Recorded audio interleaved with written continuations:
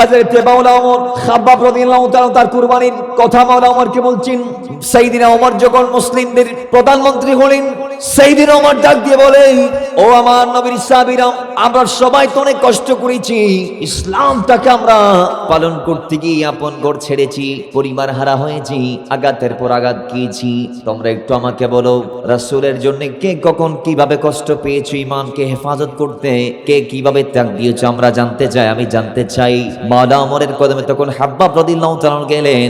সেদিন খাব্বাব তিনি তার পিঠের জামাটা উঠাইলেন, উঠাই দেখাই আমিরুল মুমিনিন দেখেন আমার পিঠ, মাওলানা ওমর পিঠের মধ্যে তাকাইলেন, দেখে ছিদ্র ছিদ্র, গোটা পিঠ জালি জালি হয়ে গেছে, কালো কালো গর্ত বড় বড়। সেদিন ওমর চোখের পানি ছেড়ে দিলেন, ডাক দিয়ে বলে, ভাই এটা কি, এমন তো জীবনে দেখি নাই।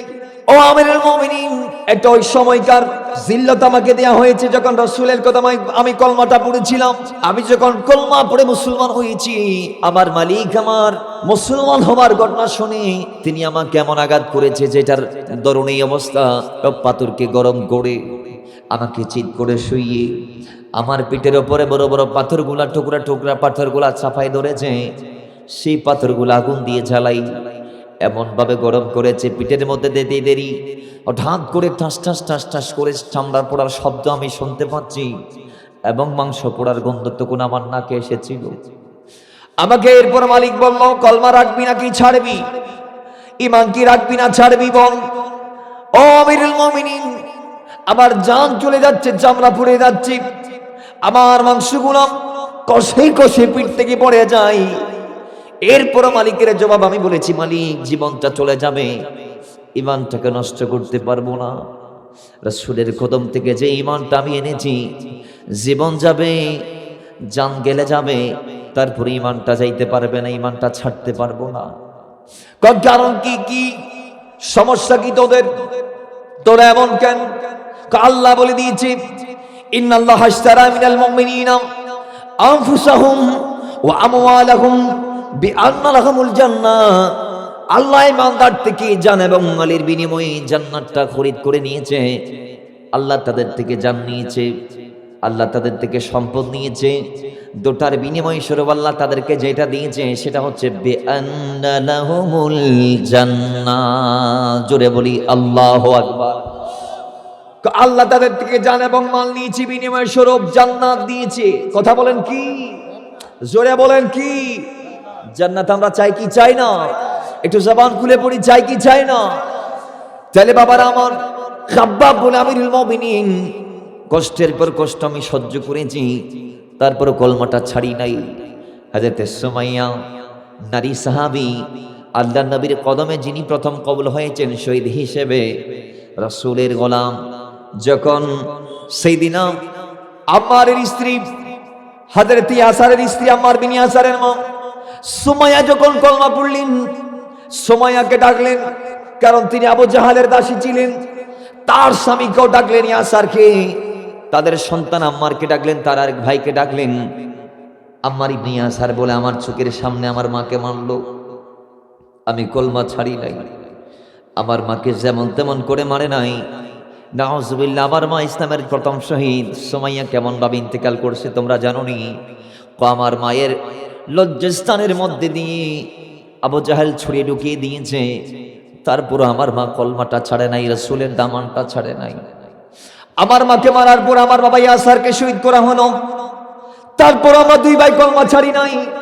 আমার সামনে তারপর আমার ভাইটারে কতল করে দিলেন, তারপর আমি আম্মার ইবনে ইয়াসার কলমাটা ছাড়ি নাই। এরপর আমার গলার মধ্যে রশি লাগিয়ে আমাকে বেঁধে রাখলেন, তারপর আমি কলমা ছাড়ি নাই। এমন কষ্ট করেছে যে রাসূলের সাহাবায়ে কিরাম ঈমানকে হেফাজত করতে দিনের পর দিন মার খেয়েছে, দিনের পর দিন কষ্ট করেছে, সেই ইসলামটা আজকে এত সুন্দরভাবে আমরা পেয়েছি, আমাদের কোনো কষ্ট করা লাগছে না, তারপর আমরা মানি না। যে সময় মক্কায় নামাজ পড়া যাইতো না, নামাজ পড়লেই মানুষদেরকে মার দেয়া হতো, কোরআন হাদিসের কথাগুলা বলা যাইতো না, সেই সময় সাহাবায়ে কেরামরা এই নামাজের জন্য জীবন দিয়ে ফেলেছে। কিন্তু আজকে মসজিদগুলো উন্মুক্ত হয়েছে, সুশোভিত হয়েছে, মুয়াজ্জিনের আযান আমাদের ঘরের কোনায় কোনায় পৌঁছে, কিন্তু এরপরে মসজিদ মুসল্লিহীন, মসজিদ ফাঁকা।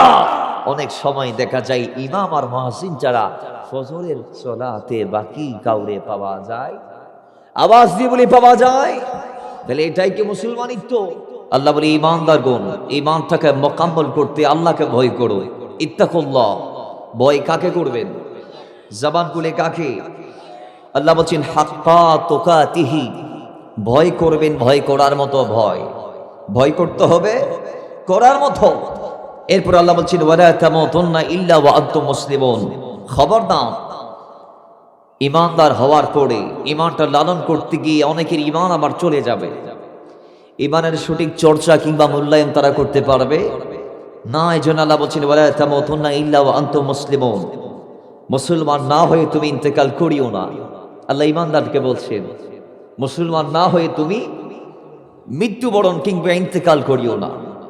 এরপরে সূরা বাকারার 208 নং আয়াতে আল্লাহ বলছেন বিসমিল্লাহির রহমানির রহিম ইয়া আইয়ুহাল্লাযীনা আমানু দুখুলু ফিস সিলমি কাফা।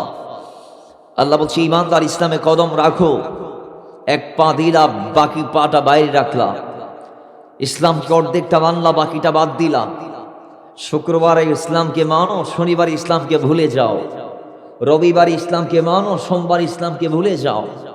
আল্লাহ বলে এটা হতে পারে না, ইসলামে পরিপূর্ণভাবে কদম দাও, একটা নয় দুটা নয়, গোটা জিন্দেগিটা ইসলামে একেবারে দিয়ে দিতে হবে। আল্লাহ বলে খবরদার, ইসলামে যদি আসো একেবারে চূড়ান্ত ভাবে একেবারে পূর্ণাঙ্গভাবে কদম রাখো। ওয়ালা তাত্তাবিউ খুতুওয়াতি শায়তান, খবরদার মুসলমান তোমরা শয়তানের পথকে বেছে নিতে পারো না, কারণ ওয়াত্তাবিউস সাবিলা মান আনাবা ইলাইয়া, তোমরা তাদের পথকে মানবা যারা আমার পথের প্রতি। জোরে বলি সুবহানাল্লাহ। আল্লাহ বলে আল্লাহর পথে যারা আছে তোমরা তাদের পথের প্রতীক হও। ওয়ালা তাত্তাবিউ খুতুওয়াতি শায়তান, শয়তানের পথ অনুসরণ করা যাবে, কারণ আল্লাহ বলছেন ইন্নাহু লাকুম আদুউম মুবিন, শয়তান শুধু তোমাদের নয়, তোমাদের আদি পিতা আদম আলাইহিস সালামের জামানা থেকে তোমাদের পিছন পড়ে আছে। তাহলে বলুন, যিনি আমাদের একেবারে আদি থেকে দুশ্মনী করে আসছে, আমরা কি তার দিকে ছুটবো? জোরে বলি, মুহাব্বতে বলি। এই ঈমানটা কি? জামহুরের অভিমত হচ্ছে ঈমানের ব্যাপারে আল ঈমানু হুয়া তাসদীকু বিমা জা আন-নবী সাল্লাল্লাহু আলাইহি সাল্লাম মিন ইনদিল্লাহি তাআলা ওয়াল ইকরার বিহি, কয় আল্লাহর পক্ষ থেকে রাসূল যা এনেছে এগুলাকে মেনে নেওয়া, মৌখিক স্বীকৃতি এবং এগুলাকে একেবারে চূড়ান্তভাবে মানার নাম হচ্ছে ঈমান। একটু জোরে বলি সুবহানাল্লাহ। ঈমানের সংজ্ঞার ব্যাপারে ইমাম গাযালি বলছেন আল ঈমান হুয়া তাসদীকুন নবী সাল্লাল্লাহু আলাইহি সাল্লাম বিজামি মা জা বিহি। ইমাম গাযালির মতে আল্লাহর পক্ষ থেকে রাসূল যা নিয়ে এসেছেন সেগুলাকে বিশ্বাস করার নাম হচ্ছে ঈমান। সুবহানাল্লাহ, জোরে বলি। ইমাম আযম এই ব্যাপারে বলছেন হুয়া তাসদীকু বিল জানান ওয়াল ইকরার বিল লিসান, অন্তরে বিশ্বাস, মৌখিক স্বীকৃতি। ঈমান হচ্ছে দুটার নাম। বলেন, অন্তরে বিশ্বাস এবং মুখে স্বীকৃতি দেয়া, এ দুটার নাম হচ্ছে ঈমান। এবং ইমাম আহমদ বিন হাম্বলের অভিমত হচ্ছে আল ঈমান হুয়াল আমালু বিল মা'মুরাত ওয়াল ইজতিনাব আন জামিউল মানহিয়াত। কি ঈমান হচ্ছে হালাল কাজ করার নাম, হারাম থেকে দূরে থাকার নাম। সুবহানাল্লাহ, জুড়ে বলেন। বাবার আমার আরেকটা সংজ্ঞা আমরা দিতে পারি, কয়েকটা জিনিসের নাম ঈমান। কয়েকটা হচ্ছে তাসদীক বিল জিনান, অন্তরে বিশ্বাস, ইকরার বিল লিসান, মৌখিক স্বীকৃতি, আমল বিল আরকান, কাজের মাধ্যমে তা বাস্তবায়ন। যেমন আমি অন্তর থেকে আল্লাহকে মানলাম কিন্তু মুখ দিয়ে বলি না লা ইলাহা ইল্লাল্লাহ, কই শুধু অন্তরে লালন করলে হবে না, জবান দিয়ে খুলে বলতে হবে লা ইলাহা ইল্লাল্লাহ মুহাম্মাদুর রাসূলুল্লাহ পড়ি সাল্লাল্লাহু আলাইহি ওয়াসাল্লাম। আপনি শুধু মুখে বলবেন নয়, আবার এটা বলার পরে আমল বিল আরকান, ইসলামের যে বিধি নিষেধ আছে কাজের মাধ্যমে আপনাকে সব মেনে চলতে হবে। আপনি মুসলমান, অন্তরে আল্লাহ রাসূলকে লালন করে মুখে স্বীকৃতি দিলেন কিন্তু আপনার সমস্ত কাজগুলো অনইসলামিক, তাহলে আপনি কি পূর্ণাঙ্গভাবে ধর্মে আছেন? না। কারণ হতে পারে আপনার বদ আমলের কারণে আপনার ঈমান কমজোর হয়ে যাচ্ছে। এমন যদি আমল আপনার দ্বারা হয়ে যায় যেটা ঈমানের সাথে সাংঘর্ষিক, আল্লাহ মাফ করুক, আপনি যদি বেঈমান হওয়ার মতো কোনো কাজ করে ফেলেন, জিহ্বা দিয়ে, হাত দিয়ে, যেটা দিয়ে হোক, আপনার ঈমান কি আর থাকবে? জবান খুলে থাকবে? বাবার আমার এই জন্যে যে আয়াত আমরা সূচনায় তেলাওয়াত করেছি সূরা হামিম সাজদা ৩০ নং আয়াত, এই সূরার আরেকটি নাম আছে সূরা হামিম সাজদা, আরেকটি নাম আছে সূরা ফুসসিলাত। রব্বুল ইজ্জত ডাক দিয়ে বলেন, ইন্নাল্লাযীনা ক্বালু রাব্বুনাল্লাহু সুম্মা ইসতাকামু তাতানাজ্জালু আলাইহিমুল মালাইকা। জোরে বলি আল্লাহু আকবার। রব্বুল ইজ্জত ডাক দিয়ে বলো, ঈমানদার, ইন্নাল্লাযীনা ক্বালু রাব্বুনাল্লাহ, যারা আমি আল্লাহর প্রতি ঈমান এনে ফেলেছো, অলরেডি স্বীকৃতি দিয়ে দিয়েছো আমাদের রব হচ্ছে আল্লাহ। আমাদের রব কে? আল্লাহ বলি ঈমান টানার পরে সুম্মা ইসতাকামু, যারা ঈমানের উপর ইস্তেকামত থাকতে পেরেছো, ঈমানকে ধ্বংস করো না, ঈমানকে হালাক করো নাই। ৫ টাকা ১০ টাকার বিনিময়ে ঈমানকে ধ্বংস করছে সমাজে, তাদের সংখ্যা ভরি ভরি। আজকে আমলের মাধ্যমে মুখ দিয়ে অনৈতিক ইসলামের সাথে সাংঘর্ষিক আল্লাহ রাসূল বিরোধী কথা বলে ঈমানটাকে নষ্ট করে দিচ্ছে লক্ষ লক্ষ মানুষ। বক্তার ওয়াজ শুনে ঈমান হারা হয়।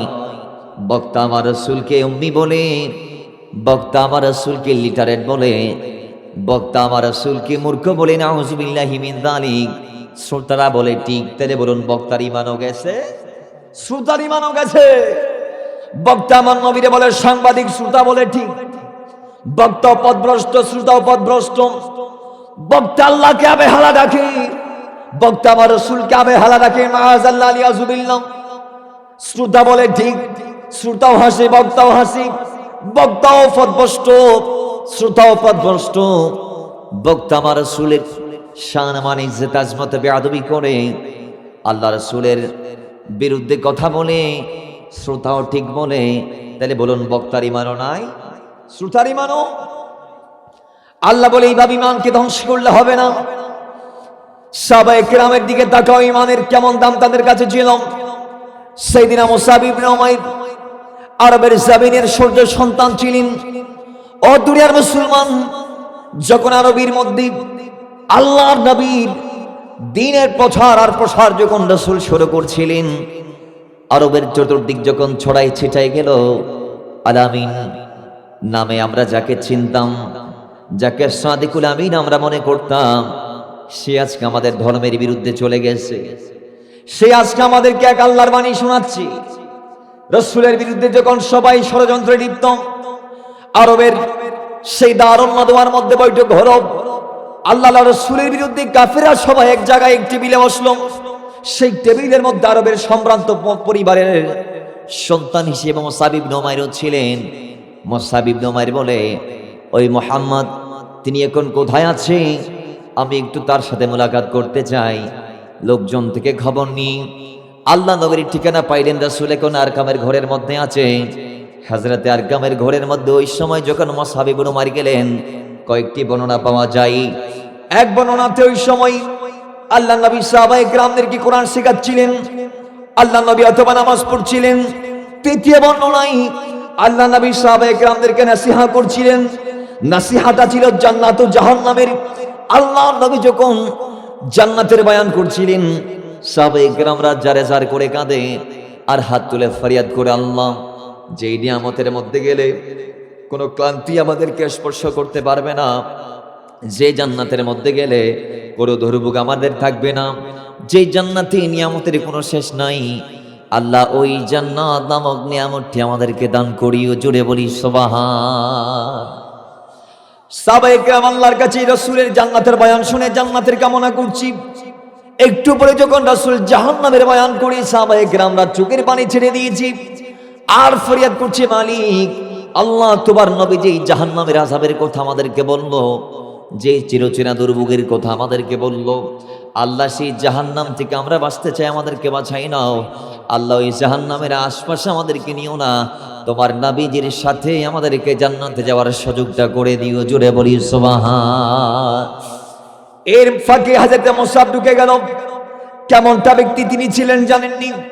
ও মুসলমান, কয় আরবের জমিনে মুসাবের চেয়ে দামি পোশাক কেউ পরতে পারতো না, তার চেয়ে দামি জুতা কেউ পরতে পারতো না, তার চেয়ে দামি পারফিউম আরবের কোনো মায়ের সন্তান পড়তে পারে নাই। তিনি যে রাস্তার যে পথ দিয়ে হেঁটে যাইতো, ঘন্টার পর ঘন্টা তার পারফিউমের খুশবুগুলা লেগে থাকতো। হঠাৎ করে যখন সেই দামি পোশাক পরে দামি ঘোড়াতে চড়ে রাসূলের কদমে যখন সে হাজির হয়ে গেল, তার খুশবু যখন চারদিক ছড়ায় গেল, সাহাবায়ে কেরামরা তার দিকে ফিরে তাকে এবং রবের দরবারে সেদিন প্রত্যেক সাহাবী দোয়া করেছে, আল্লাহ এমন সুদর্শন যুবককে আমরা আগের দেখি নাই, আল্লাহ এই সুদর্শন যুবক মুসাবকে তুমি রাসূলের কদমে কবুল করে গোলাম হিসেবে। জোরে বলি সুবহান। আল্লাহ এই গোলামটাকে কবুল করে নাও আমার নবীর কদমে। কারণ তার চেহারা এমন চেহারা ছিল, একেবারে ওই পূর্ণিমার চাঁদের মতো সুন্দর। বাবারা আমার, সাহাবাকে আমরা তার জন্য দোয়া করলেন। কই সেদিন আল্লাহর নবীর কদমে মুসআব ইবনে উমাইর রাসূলুল্লাহর কদমে সেদিন কলমা পড়ে নিয়েছে, মুসলমান হয়ে গিয়েছে। কিন্তু একটা জিনিস সে অপছন্দ করেছে, যে আমি তো কলমা পড়ে মুসলমান হলাম, আমি যদি আমার মায়ের কাছে গিয়ে জিনিসটা বলি, আমার মা অহংকারী, মা মানবে না।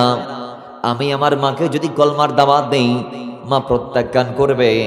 ইয়া রাসূলুল্লাহ, আপনার কদমে আমার একটি নিবেদন, আমি যে কলমা পড়েছি সেটা দুনিয়ার কাউরে বলবেন না, সেটা আপনার আর আমার ভেতর থাকবে। জোরে বলি সুবহান। নবী, আমি যে কলমা পড়েছি এটা দুনিয়ার আর কাউরে বলবেন না, সেটা আপনার আর আমার ভেতর থাকবে।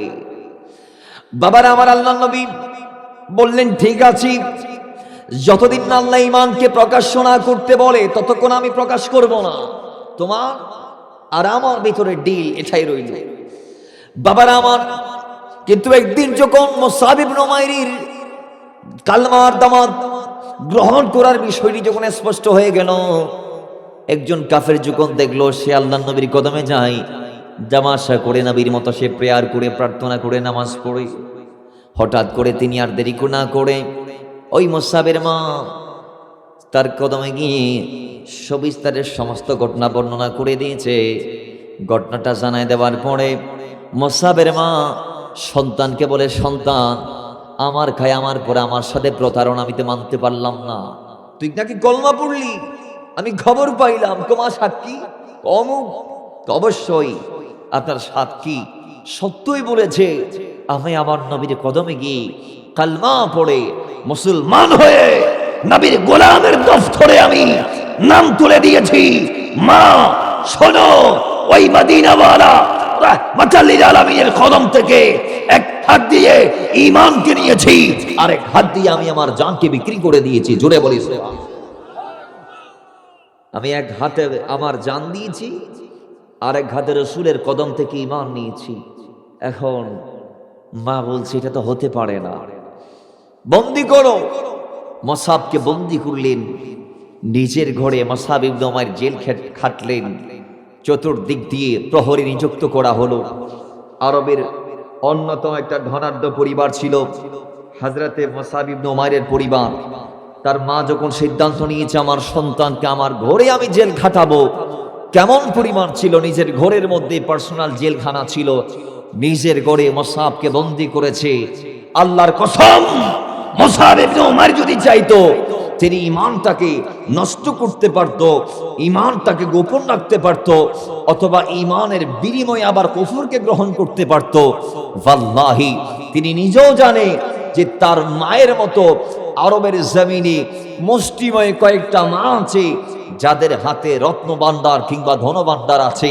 তিনি এটাও জানে তিনি আমার নবীর কদমে কলমা পড়েছে, এটা যদি মা জানে তার ওপরে স্ট্রিম রোলার চলবে নির্যাতনের, এরপরও তিনি তার ঈমানটাকে নষ্ট করে দেয়।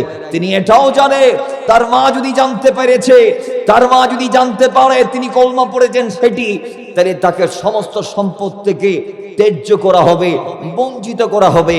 কিন্তু সব জানার পরও তিনি ঈমানকে হাইড করে নাই, ঈমানকে গোপন করে নাই, ঈমানকে তিনি একেবারে এমনভাবে ঈমানের সাথে তিনি অবিচল ছিলেন, ঈমানকে এমনভাবে হেফাজত করেছে যে জান যাচ্ছে তারপরে সেই ঈমানকে ছাড়ে নাই। জোরে বলি সুবহান। জেলখানা কি শান্তির জায়গা নিবাসান? কথা কর না। তো তিনি জেল কেটেছে কিন্তু ঈমান কি বিক্রি? সেইভাবে সেইদিনা বেলাল হাফসি, আজকে যে ঈমানের আমাদের গুরুত্ব নাই, যে ঈমানকে আমরা মূল্যায়ন করতে জানি না, যে ঈমানকে আমরা চোখের পলকে নষ্ট করি, সেই ঈমানটা সেইদিনা বেলাল জানের বিনিময়ে হেফাজত করেছেন। সুমালা কি পড়া যাবে না? বাবা না আমার উমাইয়া বিন খালফের মারের পর মার, আঘাতের পর আঘাত, জিহ্বাটা জাজরা করে দিয়েছি, উলঙ্গ করে মেরেছি, নাউজুবিল্লাহ। গলার মধ্যে রশি লাগিয়ে গোটা রক্তার তারে ঘুরাই ঘুরাই মানুষকে দেখাইলেন। মরুভূমির উত্তপ্ত বালুর উপর ছেড়ে দিলেন, সিনার উপর পাথর দিয়ে চেপে ধরলেন, শরীরের মধ্যে সুই ঢুকিয়ে দিলেন, লম্বা চাবুক দিয়ে আঘাত করলেন। সারাদিন মারের পরে রাতের বেলা আবার এমন ভাবে মেরেছে, খাম্বার মধ্যে তাকে আটকি হাত পা বন্দি করে, শরীরটা খুলে, কাপড়গুলা খুলে, শরীরটা ওপেন করে এমন কাঁটাযুক্ত চাবুক দিয়ে মেরেছে। সেইদিনা বেলাল বলে, প্রথম আঘাতে আমি বেহুশ, এক আঘাত ওই রাতের আঘাতে ঠাস করে চামড়াটা ফেটে গিয়ে রক্তের ফেলকি, রক্তের ফোয়ারার মতো জমিনে পড়েছে। প্রথম আঘাতেই বেহুশ, মাথার মধ্যে পানি দিল মাইয়া, হোশে ফিরলাম বেলাল আমি। আবার আমাকে দ্বিতীয় আঘাতটা করা হলো। আল্লাহর কসম, দ্বিতীয় আঘাত যখন আমাকে করলেন, আবার আমার শরীরটা ছিঁড়ে গেল, আবার ফেলকি দিয়ে রক্ত বের হলো, আবার আমি বেহুশ হয়ে গেলাম, আবার মাথার মধ্যে পানি ডাললুম, আবার হুশে ফিরলাম, আবার তৃতীয় আঘাতটা করা হলো। এইভাবে প্রত্যেকটা আঘাত করি, মাথার মধ্যে পানি দিই, আর জিজ্ঞেস করি, বেলাল ঈমান কি রাখবা নাকি নষ্ট করবা? ঈমান কি রাখবা নাকি ছেড়ে দিবা? রাসূলকে কি ভুলে যাবা নাকি রাসূলের কদম ধরে থাকবা? খোদার কসম, সেদিনা বেলাল হাফসি বলেছে, যে ঈমান রাসূলের কদম থেকে নিয়েছি, দুনিয়ার কোনো শক্তি নাই সেই ঈমান থেকে বেলালকে আলাদা করার। জোরে বলি সুবহানাল্লাহ, জোরে বলি আল্লাহু আকবার। ঈমান কি ছেড়েছে? জোরে বলেন। বাবার আমার এটা তার কুরবানি। হযরত মাওলা ওমর খাব্বাব রাদিয়াল্লাহু তাআলা তার কুরবানির কথা মাওলা ওমরকে বলছেন। সাইয়েদিনা ওমর যখন মুসলিমদের প্রধানমন্ত্রী হলেন, সাইয়েদিনা ওমর ডাক দিয়ে বলে, ও আমার নবীর সাহাবীরা, আমরা সবাই তো অনেক কষ্ট করেছি, ইসলামটাকে আমরা পালন করতে গিয়ে আপন ঘর ছেড়েছি, পরিবার হারা হয়েছি, আঘাতের পর আঘাত খেয়েছি।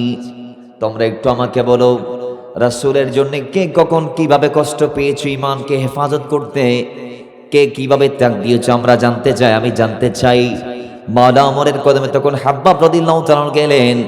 সেদিনা খাব্বাব তিনি তার পিঠের জামাটা উঠাইলেন, ওঠাই দেখাই আমিরুল মুমিনিন দেখেন আমার পিঠ। মাওলা আমার পিঠের মধ্যে তাকাইলেন, দেখে ছিদ্র ছিদ্র, গোটা পিঠ জালি জালি হয়ে গেছে, কালো কালো গর্ত বড় বড়। সেইদিন ওমর চোখের পানি ছেড়ে দিলাম, ডাক দিয়ে বলে, ভাই এটা কি? এমন তো জীবনে দেখি নাই। ও আমিরুল মুমিনিন, এটা ওই সময়কার জিল্লত আমাকে দেয়া হয়েছে যখন রাসূলের কদমে আমি কলমাটা পড়েছিলাম। আমি যখন কলমা পড়ে মুসলমান হয়েছি, আমার মালিক আমার মুসলমান হবার ঘটনা শুনে তিনি আমাকে এমন আঘাত করেছে যেটার দরুন এই অবস্থা। পাথরকে গরম করে আমাকে চিৎ করে শুইয়ে আমার পিঠের ওপরে বড় বড় পাথরগুলা, টুকরা টুকরা পাথরগুলা চাপাই ধরেছে। সেই পাথরগুলা আগুন দিয়ে জ্বালাই, এমন ভাবে গরম করেছে, পিঠের মধ্যে দিতে দেরি হঠাৎ করে ঠাস ঠাস ঠাস ঠাস করে চামড়া পোড়ার শব্দ আমি শুনতে পাচ্ছি, এবং মাংস পোড়ার গন্ধ তখন আমার নাকে এসেছিল। আমাকে এরপর মালিক বলল, কলমা রাখবি নাকি ছাড়বি? ঈমান কি রাখবি না ছাড়বি বল? ও আমিরুল মুমিনিন, আমার জান চলে যাচ্ছে, চামড়া পুড়ে যাচ্ছে, আমার মাংসগুলো কষে কষে পিঠ থেকে পড়ে যায়। এরপর মালিকের জবাব আমি বলেছি, মালিক জীবনটা চলে যাবে, ঈমানটাকে নষ্ট করতে পারবো না। রাসূলের কদম থেকে যে ঈমানটা আমি এনেছি, জীবন যাবে, জান গেলে যাবে, তারপরে ঈমানটা যাইতে পারবে না, ঈমানটা ছাড়তে পারবো না। কারণ কি? কি সমস্যা কি তোদের? তোরা এমন কেন? আল্লাহ বলে দিয়েছে, ইন্নাল্লাহা আশতারা মিনাল মুমিনিনা আনফুসাহুম ওয়া আমওয়ালাহুম বিআন্না লাহুমুল জান্নাহ। আল্লাহ ইমানদার থেকে জান এবং মালের বিনিময়ে জান্নাতটা খরিদ করে নিয়েছে। আল্লাহ তাদের থেকে জান নিয়েছে, আল্লাহ তাদের থেকে সম্পদ নিয়েছে। দুটার বিনিময় স্বরূপ আল্লাহ তাদেরকে যেটা দিয়েছে সেটা হচ্ছে বিআন্না লাহুমুল জান্নাহ। জোরে বলি আল্লাহু আকবার। আল্লাহ তাদের থেকে জান এবং মাল নিয়েছে, বিনিময় স্বরূপ জান্নাত দিয়েছে। কথা বলেন কি? জোরে বলেন কি? জান্নাত আমরা চাই কি চাই না? একটু জবান খুলে পড়ি, চাই কি চাই না? তাহলে বাবারা আমার, খাব্বাব বলে আমিরুল মুমিনিন, কষ্টের পর কষ্ট আমি সহ্য করেছি, তারপর কলমাটা ছাড়ি নাই। হযরত সুমাইয়া নারী সাহাবী, আল্লাহ নবীর কদমে যিনি প্রথম কবুল হয়েছেন শহীদ হিসেবে, রাসূলের গোলাম, যখন সেইদিনা আম্মারের স্ত্রী, হযরত ইয়াসারের স্ত্রী আম্মার বিন ইয়াসারের মা সুমাইয়া যখন কলমা পড়লেন, সুমাইয়াকে ডাকলেন, কারণ তিনি আবু জাহালের দাসী ছিলেন। তার স্বামীকেও ডাকলেন, ইয়াসারকে, তাদের সন্তান আম্মারকে ডাকলেন, তার আরেক ভাইকে ডাকলেন। আম্মার ইবনে ইয়াসার বলে, আমার চোখের সামনে আমার মাকে মারলো, আমি কলমা ছাড়ি নাই। আমার মাকে যেমন তেমন করে মারে নাই, নাউজুবিল্লাহ। আমার মা ইসলামের প্রথম শহীদ। সুমাইয়া কেমন ভাবে ইন্তেকাল করছে তোমরা জানো নি? আমার মায়ের লজ্জাস্থানের মধ্যে দিয়ে আবু জাহেল ছুরি ঢুকিয়ে দিয়েছে, তারপর আমার মা কলমাটা ছাড়ে নাই, রাসূলের দামানটা ছাড়ে নাই। আমার মাকে মারার পর আমার বাবা ইয়াসারকে শহীদ করা হলো, তারপর আমরা দুই ভাই কলমা ছাড়ি নাই। আমার সামনে তারপর আমার ভাইটারে কতল করে দিলেন, তারপর আমি আম্মার ইবনে ইয়াসার কলমাটা ছাড়ি নাই। এরপর আমার গলার মধ্যে রশি লাগিয়ে আমাকে বেঁধে রাখলেন, তারপর আমি কলমা ছাড়ি নাই। এমন কষ্ট করেছে যে রাসূলের সাহাবায়ে কিরাম ঈমানকে হেফাজত করতে দিনের পর দিন মার খেয়েছে, দিনের পর দিন কষ্ট করেছে। সেই ইসলামটা আজকে এত সুন্দরভাবে আমরা পেয়েছি, আমাদের কোনো কষ্ট করা লাগছে না, তারপর আমরা মানি না।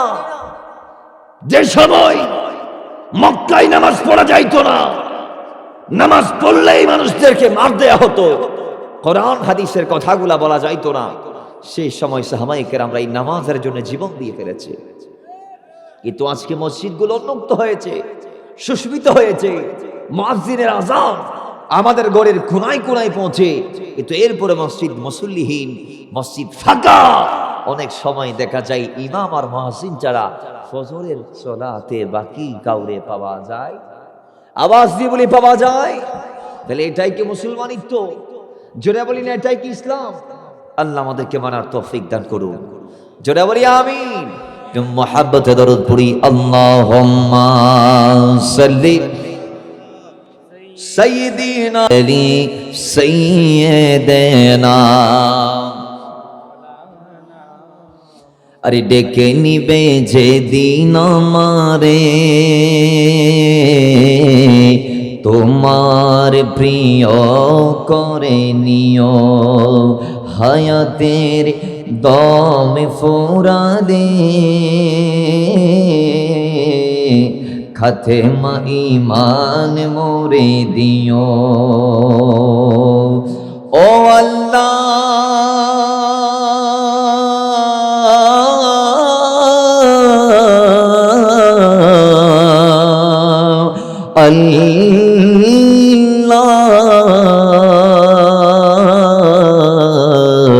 कलीमा नसीबे मोरी दियो,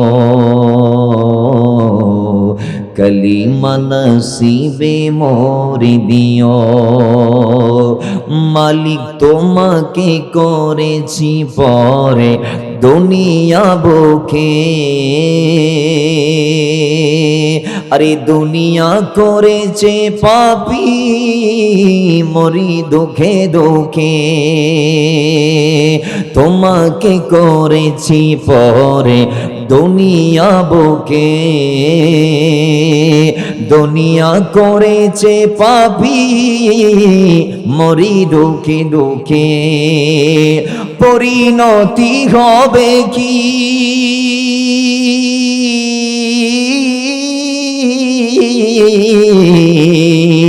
চলে গেলে দম মালাকুলি মত আমার আসবে যখন, আরি তখন তোমারে রহমের হাতে বাড়িও,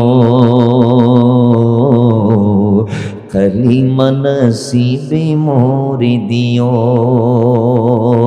আরে দো হাতে কেড়েছি হক কত মানুষের, আঘাতে করেছি কত কত যে মনের, ঠিক কিনা? মানুষকে দিনের পর দিন আঘাত দিচ্ছে, মানুষের সিনাকে চূর্ণ বিচূর্ণ করে ফেলছে, দো হাত দিয়ে মানুষের হক কাটছেন। শুনেন আশিক কি বলছি, আরে দো হাতে কেড়েছি হক কত মানুষের, আঘাতে করেছি কত কত যে মনের, মানিনি তো তোমারে ও আল্লাহ, দেখেছি বিমুখ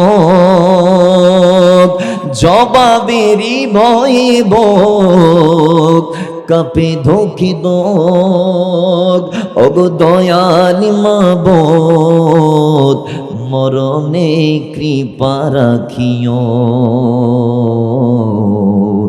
কালিমা নসিবে মোরে দিও। আল্লাহুম্মা সাল্লি মাওলানা মুহাম্মদ ওয়া আলা আলি সাইয়্যিদিনা।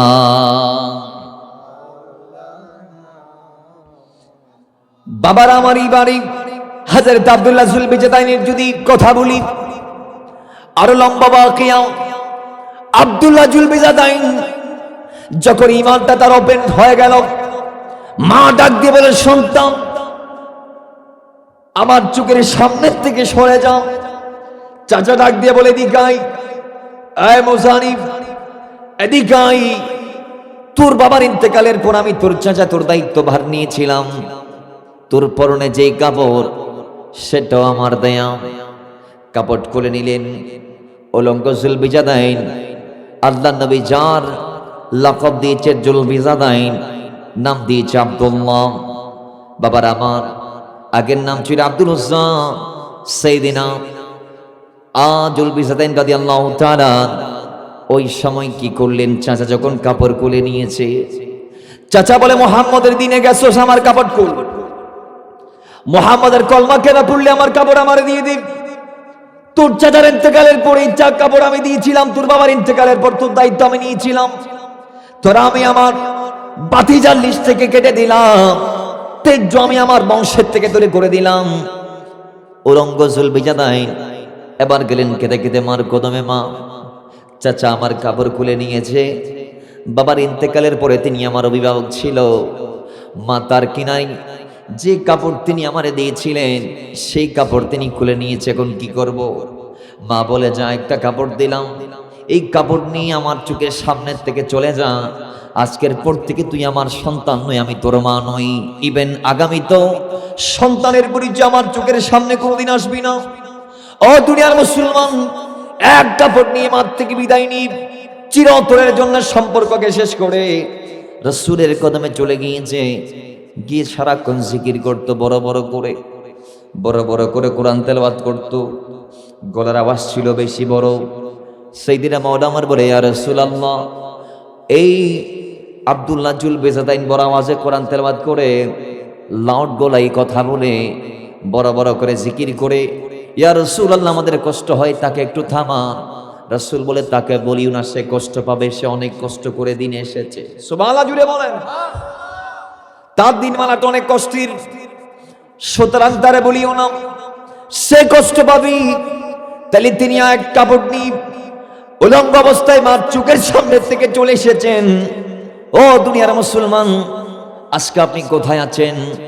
সহজটা দিন হয়ে গেল, ইসলামটা মোকাম্মল হয়ে গেল, নিয়ামতগুলা পরিপূর্ণ হয়ে গেল।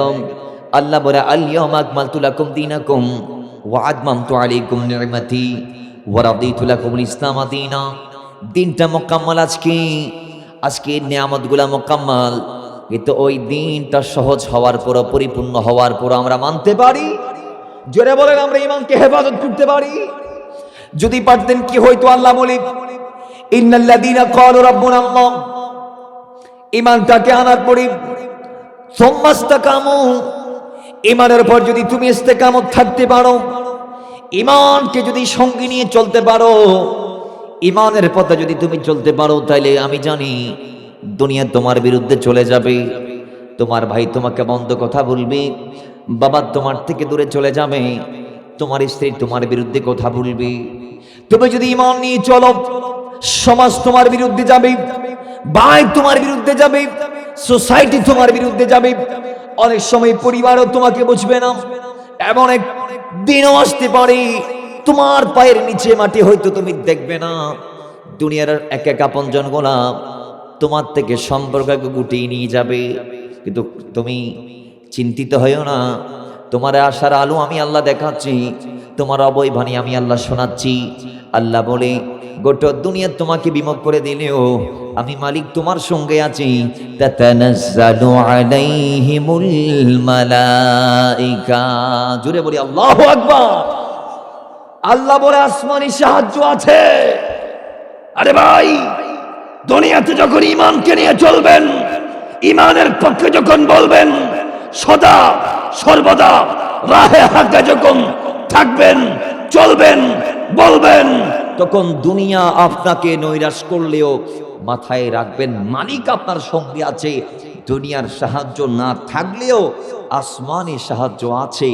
আল্লাহ বলে তাতানাজ্জালু আলাইহিমুল মালায়েকা, আমি আল্লাহ ফেরেশতা পাঠিয়ে তুমি বান্দাকে সাহায্য করব। জোরে বলি সুবহান। যুগে যুগে এসেছে মুসলমান, যুগে যুগে এসেছি, কালে কালে এসেছি, যুগে যুগে কালে কালে আমরা পেয়েছি। আপনি যদি বদরের ময়দানের দিকে তাকান, আপনি দেখবেন মুসলমান 313, কাফের 1000। ঠিক কি? জোরে বলেন না, ঠিক কি না? মুসলমান 313, কাফের 1000। ওই সময় মুনাফিকরা আসে নাই, সচ্চা মুসলমানরা এসেছে। রাসূলুল্লাহ সাহাবায়ে কিরামদেরকে অস্ত্র দিতে পারে নাই।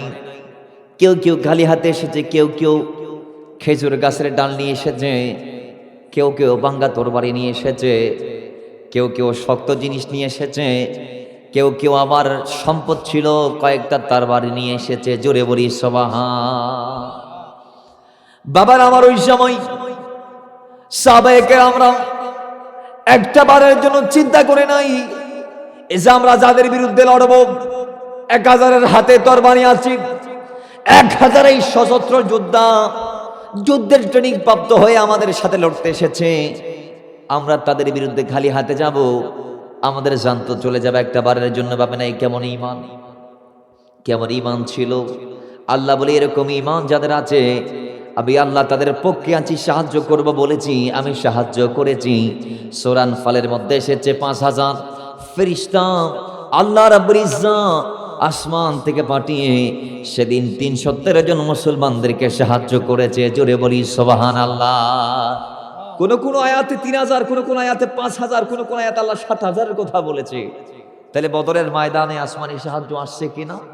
এসেছে। কেমন ভাবে এসেছে? সাহাবায়ে কেরাম বলছি সেদিন একটা শব্দ শুনেছিলাম যে আকবিল আকদিম ইয়া হাইজুম, আকদিম ইয়া হাইজুম, হাইজুম তুমি সামনে যাও, হাইজুম তুমি সামনে যাও। কেউ কেউ বলছে আমরা এটাও দেখেছি যে কাফেরদের অটোমেটিকলি মাথা চলে যাচ্ছে, অটোমেটিকলি হাত গায়েব হয়ে যাচ্ছে। হঠাৎ আমরা এই দৃশ্য দেখে অনেক বেশি অবাক হয়েছিলাম। কিরে, আমরা তো তাদেরকে মারছি না, তাহলে তাদের হাতের কবজি আমাদের চোখের সামনে কাটলো কে? আমরা তো তাদেরকে মারি নাই, তাদেরকে ঘোড়ার থেকে ফালাই দিল কে? আমরা তো তাদেরকে ধাক্কা দেই নাই, আমরা তো তাদেরকে তরবারি দিয়ে আঘাত করি নাই, তাহলে তাদের মাথা আমাদের সামনে গেল কোথায়? বাবারা আমার, যুদ্ধ যখন শেষ হলো, রাসূলুল্লাহ সাল্লাল্লাহু আলাইহি ওয়াসাল্লাম থেকে জানতে চাওয়া হয়েছে, ইয়া রাসূলুল্লাহ, আমরা একটা শব্দ শুনেছি আর এই দৃশ্যগুলা দেখেছি। রাসূল, কাউকে কিন্তু দেখি নাই, কিন্তু দৃশ্যগুলো আমাদের চোখের সামনে ঘটতে দেখেছি, অদৃশ্যের আওয়াজ শুনেছি। আমার নয় বলে অদৃশ্যের যে আওয়াজ তোমরা শুনেছো বদরের মাঠে, সেটা ছিল জিবরাইলের আওয়াজ। সেদিন জিবরাইল তার ঘোড়ার নাম ধরে ডেকেছে, আখদিম, সামনে যাও, ইয়া হাইজুম, হে হাইজুম ঘোড়া, তুমি সামনে যাও, আমি কাফেরদেরকে কতল করি। জোরে বলি সুবহান। তাহলে সেই আওয়াজটা ছিল কার আওয়াজ? জিবরাইলের আওয়াজ। হাইজুম নামক ঘোড়ার পিঠে চড়ে সেদিন সে যুদ্ধ করেছে এবং তাকে সামনে যাইতে বলেছে আকদিম বলে বলে। সুবহানাকে পড়া যাবে না? আর একটু আসতে বলি না সুবহানাল্লাহ। তাহলে আমাদের জন্য আসমান থেকে সাহায্য আসে না নাই? জোরে বলি আসে না নাই? কি বদরে না প্রত্যেক যুদ্ধে? জোরে বলেন প্রত্যেক যুদ্ধে, প্রতিটা জায়গায়, প্রতিটা স্থানে যেখানে মুসলমানদের জন্য বিপদ, সেখানে আল্লাহর সাহায্য। জোরে বলি সুবহান। আরো জোরে বলি সুবহানাল্লাহ। বাবার আমার, এই জন্য আল্লাহ বলে তাতানাজ্জালু আলাইহিমুল মালায়েকা, আসমানি সাহায্য তোমার জন্য আছে। পরে আল্লাহ বলে আল্লাহ তাখাফু ওয়া লা তাহজানু, ও ঈমানদার, তোমার কোনো চিন্তা নাই, তোমার কোনো পেরেশানি নাই, তোমার কোনো সন্দেহ নাই, টেনশন নাই, তোমার জন্য আমি আল্লাহ আছি। তোমার চিন্তা কিসের? বাবার আমার, দুনিয়ার জমিনে আল্লাহ যদি কারো জিম্মাদার হয়ে যায়, তার কি আর ভয় আসেনি? জোরে বলি, মহাব্বতে বলি। আল্লাহ বলে সর্বশেষ যেটা তোমার জন্য, সেটা কি জানো? ওয়াবশিরু বিল জান্নাতিল্লাতী কুনতুম তুআদুন।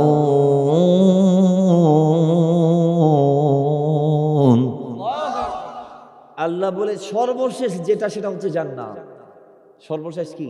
জান্নাত। একটু আসতে বলি, সর্বশেষ জান্নাত আছে না নাই? কি ইমানদার জান্নাতে না গিয়ে কি বেঈমান যাবে? জোরে বলি।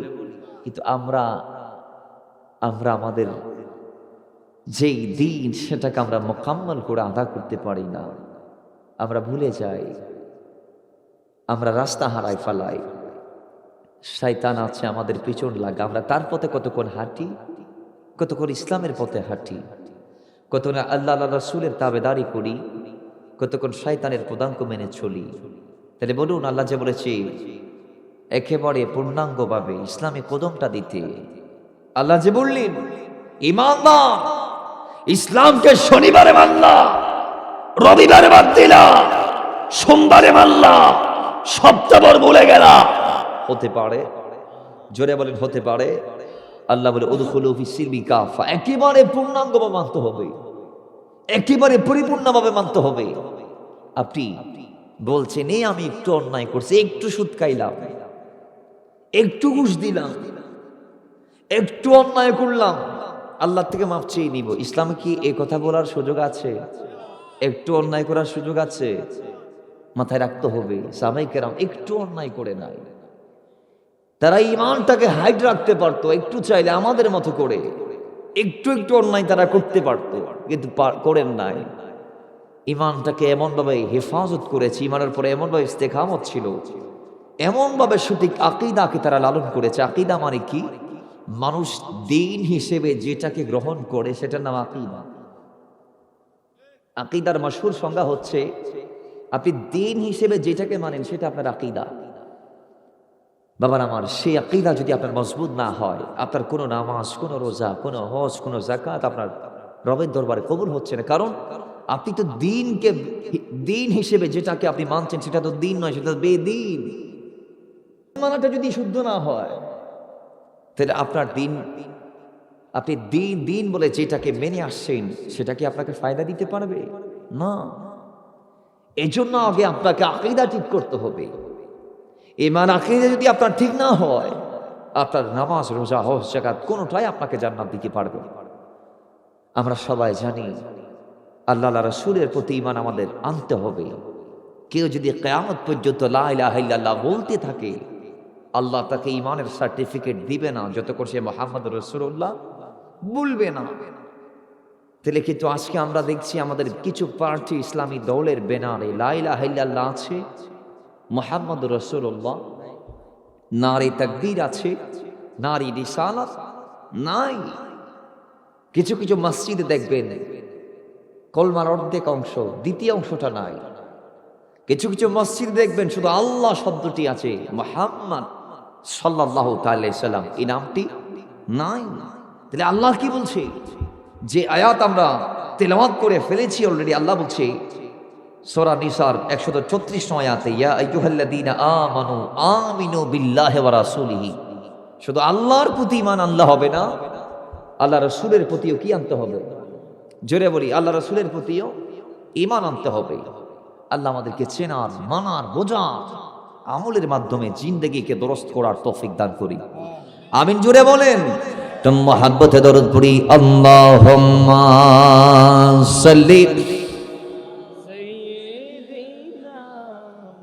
মাওলানা মুহাম্মদ ওয়া আলা আলি সাইয়্যিদিনা।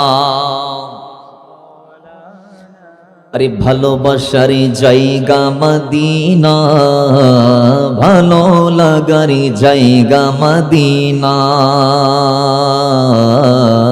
ভালোবাসার জায়গা মদিনা, ভালো লাগার জায়গা মদিনা।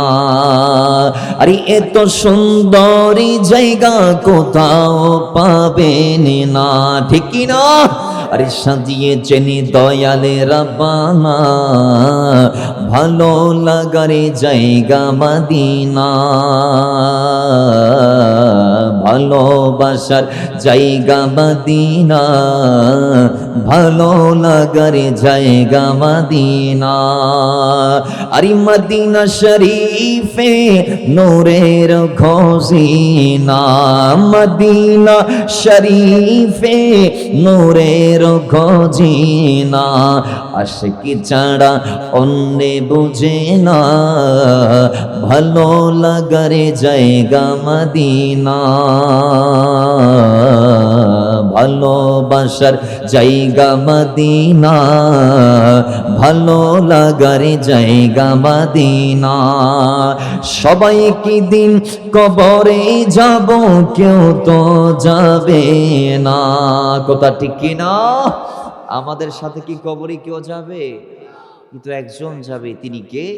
আরে একদিন কবরে যাব, কেউ তো যাবে না, যাবে শুধু শাহে মদিনা, ঠিক কি না? এই আওয়াজ দিয়ে বলেন ঠিক কি না? কথা আমার নাকি আল্লাহ রাসূলের? কথাটা কোট করেছি ইমাম বুখারী সহিহ বুখারীর মধ্যে, একটা সওয়ালে মুকদ্দারের কথা, যেটার উপরে আপনার আমার ফয়সালা হবে কবরে। যদিও সিহাসিতের বাকি কিতাবে বারা ইবনে আযিবের বারাত দিয়ে তিনটা সওয়ালের কথা এসেছে, কিন্তু ইমাম বুখারী খাদেম রাসূল আনাস ইবনে মালিকের ইতিবারে, হযরত আনাসের ইতিবারে এনেছেন একটি সওয়ালের কথা, সেটা হচ্ছে মা কুনতা তাকুলু ফি হাযা রাজুলি মুহাম্মাদিন সাল্লাল্লাহু তাআলা আলাইহি ওয়াসাল্লাম আল্লাযী বুইসা ফীকুম। জোরে বলি সুবহানাল্লাহ। সওয়াল কয়টি? জোরে বলেন কয়টি? বলা হবে আমার নবী যিনি আসছে আজকে তোমার কবরে, তার সম্পর্কে মা কুনতা তাকুল, তুমি কি বলেছিলা দুনিয়া? সুবহানাল্লাহ, জোরে বলি। আমরা যদি আমার নবীর ব্যাপারে আকীদাটা সাফ করতে পারি, সঠিক ঈমান যদি রাখতে পারি, তাহলে আমরা সেদিন বলতে পারবো আমরা বলেছিলাম রাসূল নূর, আমরা বলেছি বেমিসাল, আমরা বলেছি বেমিসাল মুস্তাফা, লাজবাব মুস্তাফা, আমরা বলেছি আমার নবীর মতো আল্লাহ। দুনিয়াতে কোনো ব্যক্তি তো দূরের কথা, কোনো নবীকেও আল্লাহ বানায়নি আমার নবীর মতো, ঠিক কিনা? জোরে বলেন। আমার নবীর মতো কোনো রাসূল এসেছে? কোনো নবী এসেছে? আর এখানে অনেক বান্দা আছে নিজের নবীর মতো মনে করে, নাউজুবিল্লাহ, আমার নবীকে বড় ভাইয়ের মতো মনে করে, আসে না? নাই, মনে করে না, বলেছে মাহফিলে, আবার কিতাবও লিখেছে কয় রাসূল আমাদের বড় ভাইয়ের মতো। নাউজুবিল্লাহ, কি পড়বেন না? আর একটু জোরে বলি, একটু স্ট্রং করে বলে নাউজুবিল্লাহ। তাহলে যারা রাসূলুল্লাহর শানে এইভাবে গুস্তাখি করে, কবরে যখন তাদেরকে জিজ্ঞেস করা হবে কি বলেছিলা মা কুনতা তাকুল, রাসূলের ব্যাপারে তোমার আকীদা কি ছিল, কি বলেছিলা? আজকে একদল আছেন, আমরা যখন রাসূলের পক্ষে কথা বলি, আমরা যখন রাসূলুল্লাহর শান মানে ইজ্জত আজমতের চর্চা করি, বয়ান করি, তখন তারা বলে কবর এগুলা জিজ্ঞেস করা হবে না, তুমি সুন্নি না ওয়াহাবি। এটা ঠিক নেই, তুমি কোন তরিকার কবর এটা জানতে চাওয়া হবে না ভাই। কবরে তো প্রশ্ন ওইটা, আপনি যেটাকে হাইড করতে চাচ্ছেন, মা কুনতা তাকুল, আল্লাহ বলছেন তুমি রাসূল এর শান মান ইজ্জতের চর্চা করতে গিয়ে কি বলেছিলা, আমার নবীকে তুমি কিভাবে সম্বোধন করেছিলা। এখন যারা সাংবাদিক বলতেছে না আমার নবী সাংবাদিক ছিলেন, নাউজুবিল্লাহি মিন যালিক, এই কথা যারা বলতেছে এটারা কি বলবে, আমি রাসূলকে তো সাংবাদিক বলছিলাম। এবং বলতে বলতে বলেছি বর্তমান যুগের সাংবাদিকরা একটু দামি, নাউজুবিল্লাহ জোরে বলেন। যে আল্লাহর বান্দা এটা বলছে, সে বলতেছে আপনারা একটু দামি আমার নবীজির চেয়ে, কারণ আপনারা জায়গায় জায়গায় দৌড়ে দৌড়ে আপনারা বস্তুনিষ্ঠ সংবাদ বর্ণনা করছেন, প্রচার করছেন। আল্লাহ আলিয়াজুবিল্লাহ, যিনি বান্দাকে রাসূলের উপরে নিয়ে যায় তার কি ঈমান আছে? জোরে বলি। আচ্ছা ভাই, সৃষ্টি জাহানে আমার রাসূলের মতো আল্লাহকে অদ্বিতীয় কাউরে বানিয়েছে? যারা রাসূলকে দেখেছে তারা কি বলছে জানেন? ইয়া রাসূলুল্লাহ, আপনার মতো আমি কোন মায়ের সন্তানকে দেখি নাই। ইয়া রাসূলুল্লাহ, আরবের কোন মা আপনার মতো সন্তান জন্ম দিতে পারে নাই। রাসূল, আপনার বর্ণনা আপনি নিজেই, আপনার তুলনা আপনি নিজেই, এবং মওলা আপনাকে ঠিক সেইভাবেই বানিয়েছে যেইভাবে আপনি চেয়েছেন। সুবহানাল্লাহ জোরে বলেন।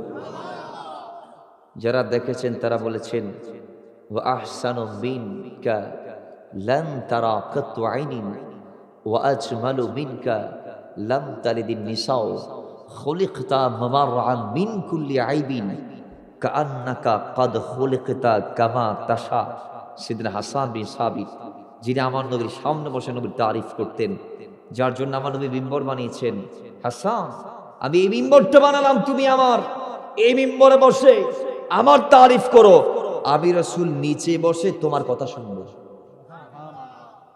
সে হাসান বিন সাবিত বলছে, ইয়া রাসূলুল্লাহ, আমি আপনার মতো আর কাউরে দেখি নাই, আপনার ভিতর কোনো আইব নাই, ত্রুটি নাই। এখন একদল বলে নাউজুবিল্লাহি মিন যালিক, আমার নবীরও নাকি আইব ছিল। নাউজুবিল্লাহ জোরে বলবেন না?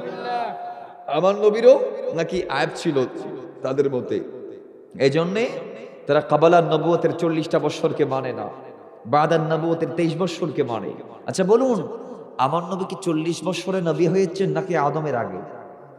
তিরমিজি শরীফের সেই হাদিস আপনি কোথায় নিয়ে যাবেন? নবীজি যে বলছেন কুনতু নাবিয়ান ওয়া আদম বাইনা রূহি ওয়াল জাসাদ, যখন আদম ছিল না, মাটি ছিল এক জায়গায়, পানি ছিল আরেক জায়গায়, খামির এখনো রেডি করা হয় নাই, রাসূল বলে তখন আমি রাসূল ছিলাম, নবী ছিলাম। জোরে বলি সুবহানাল্লাহ।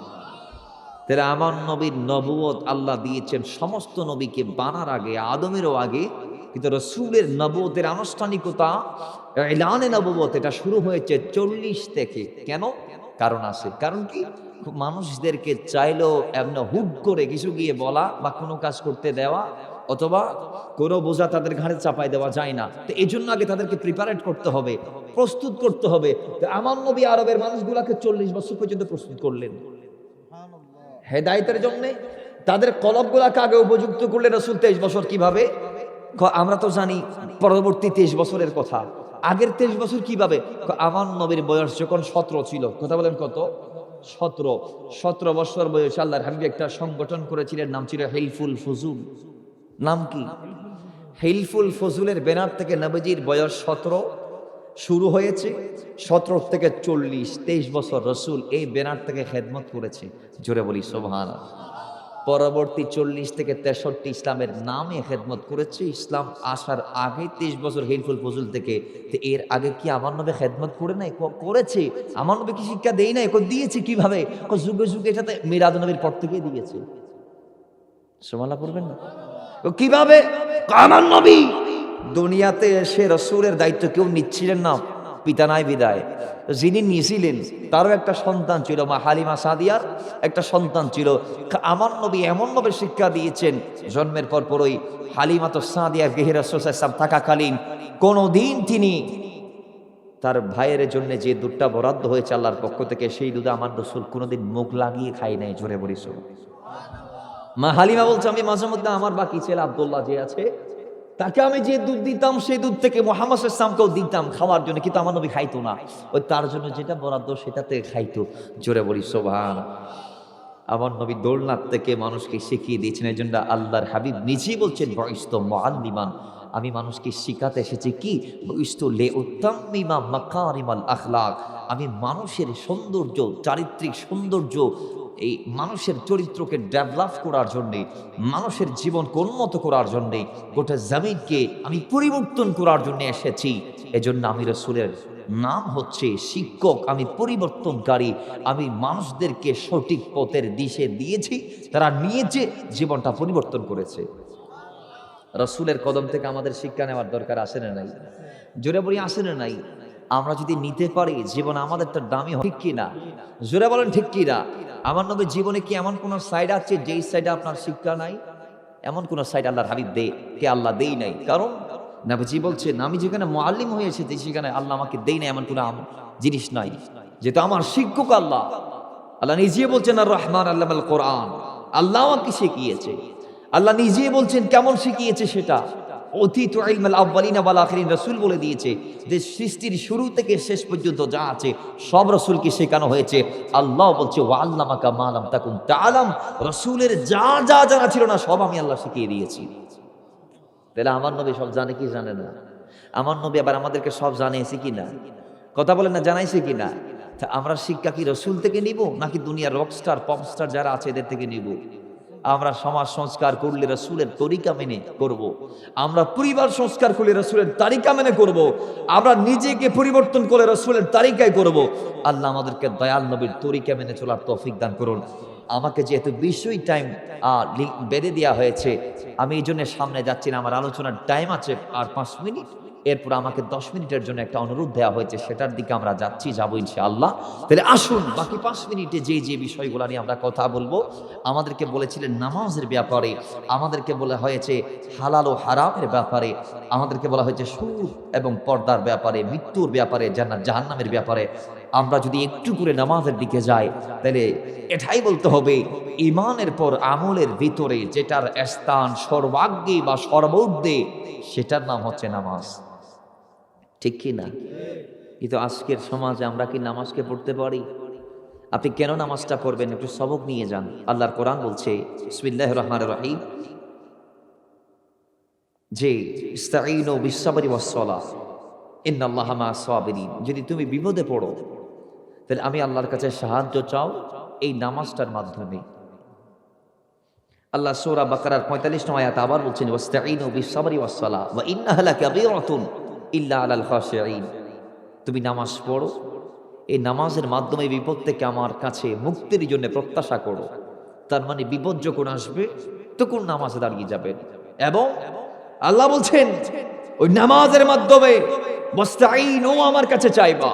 এজন্য আল্লাহর হাবিব সাল্লাল্লাহু আলাইহি ওয়াসাল্লামের জীবনীতে আমরা দেখি রাসূল যখন চিন্তিত হতেন, হাদিস কানা মুসনাদ আহমদে এসেছে, সুনান আবু দাউদে এসেছে, যিকারা রাসূলুল্লাহ সাল্লাল্লাহু আলাইহি ওয়াসাল্লাম ইজা খাযাবাহু আমরুন, আমার নবী যখন পেরেশানিতে পড়তে তো ফাজিয়া ইলা সালাহ, আমার নবী সঙ্গে সঙ্গে ফাজিয়া ইলা সালাহ, রাসূল নামাজে দাঁড়িয়ে যাইতেন।